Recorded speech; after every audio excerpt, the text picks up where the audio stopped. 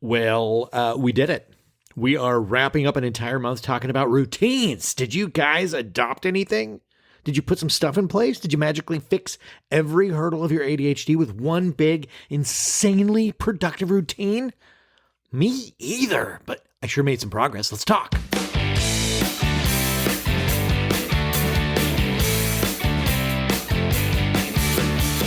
You are listening to ADHD Big Brother, the podcast for adults struggling with their ADHD and their depression and anxiety and blech. I'm your host, Russ Jones. I'm an ADHD coach, and I run the Platinum Award-winning community coaching of the same name, ADHD Big Brother. And I also have ADHD and depression. It's craptastic.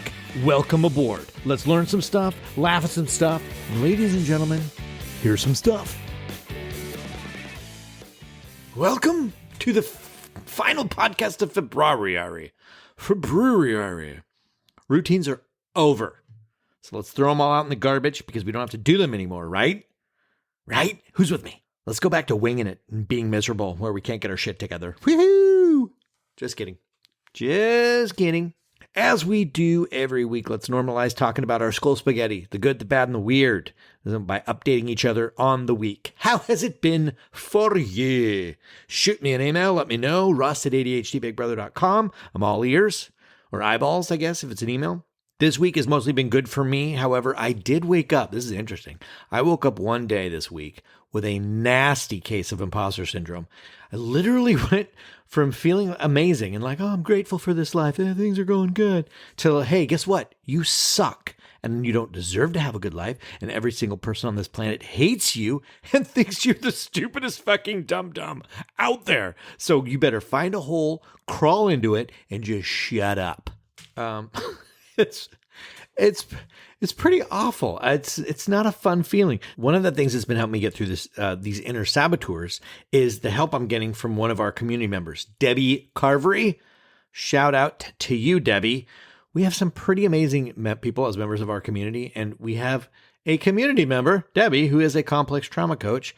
And I've learned some amazing things about IFS, internal family systems, from Debbie. I've been really digging learning about IFS and its benefits, and I'm always like a lab rat for myself to see what works and what doesn't.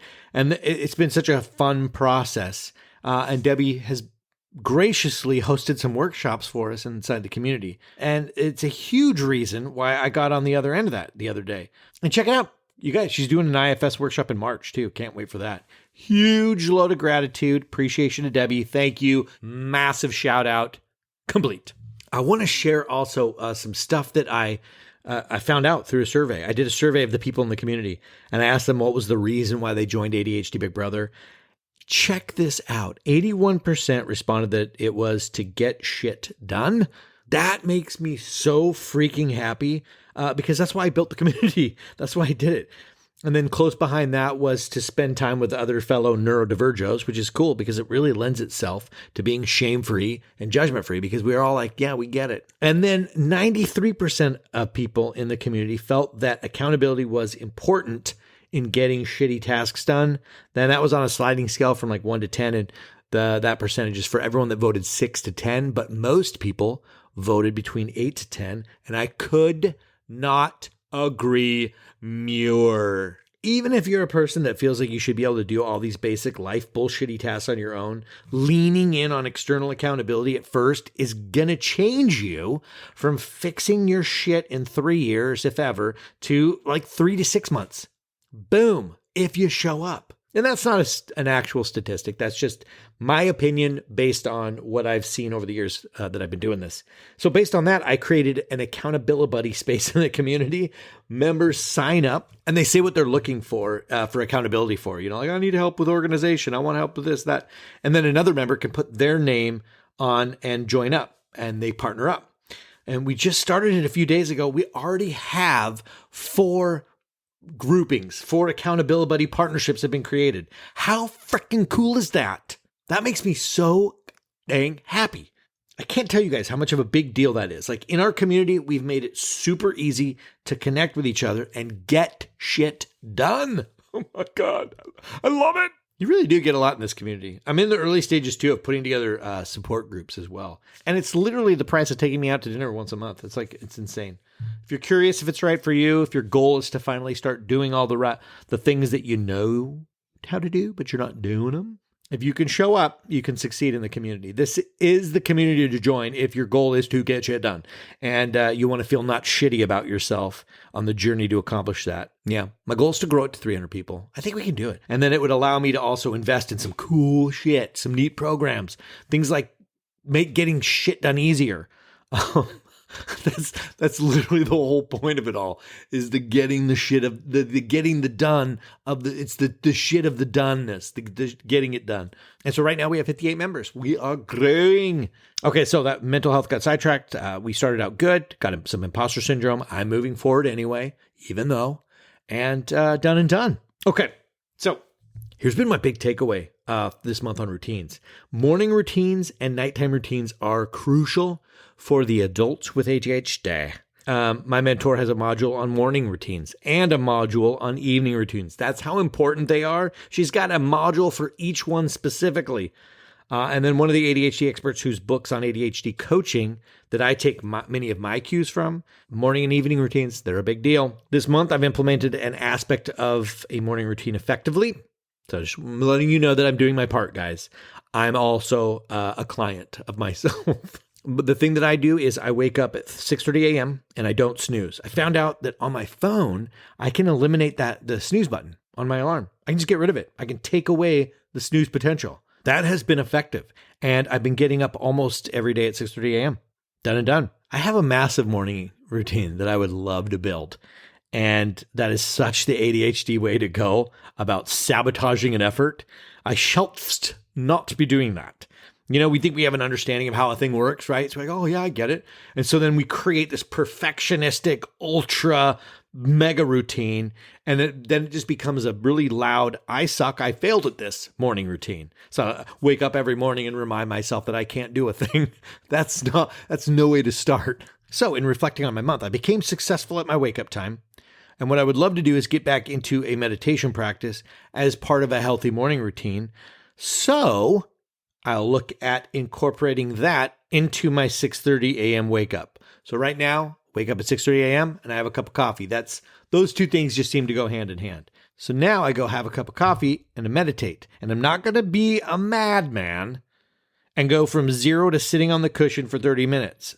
I'll start by getting my body used to the art of sitting. So I'll set a timer for 5 minutes and meditate for 5 minutes. And just between you and me and the whole community, if 5 is too much, I'll fucking drop it down to 2. Watch me do it. I'm here to make life easy. I just want to get my body into the habit of going, okay, this happens and then this happens. So the easier I make that transition, the better. And then reflecting on the evening routine. Oh man, evening routine is a bit tricky, isn't it? Percentage-wise, if we go 1 to 100% on success rate of going to bed without a media device, that was my big plan.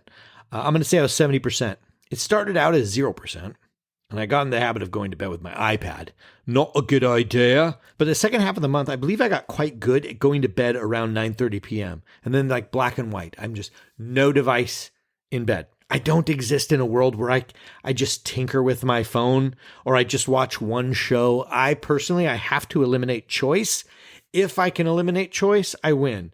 So I did that. And then I got in the habit of reading until I got tired. Mostly it was the 2024 D&D Player's Handbook. Anybody? The Monster Manual? Anybody? Anybody else? But the past few nights, I've renewed my efforts at chipping away at Priory of the Orange Tree. It's only an 800-page book.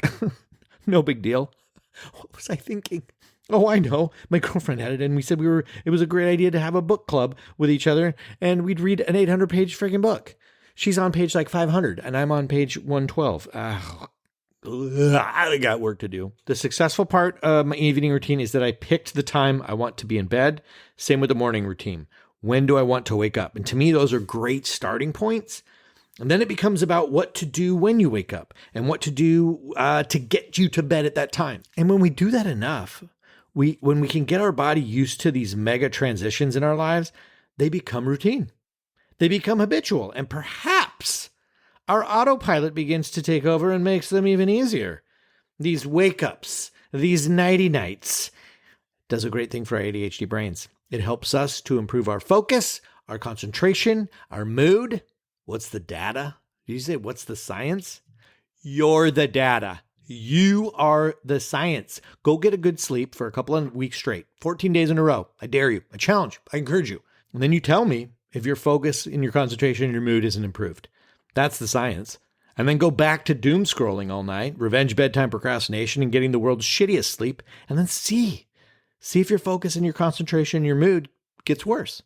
And there you go. Empirical data, study of one, 100% conclusive.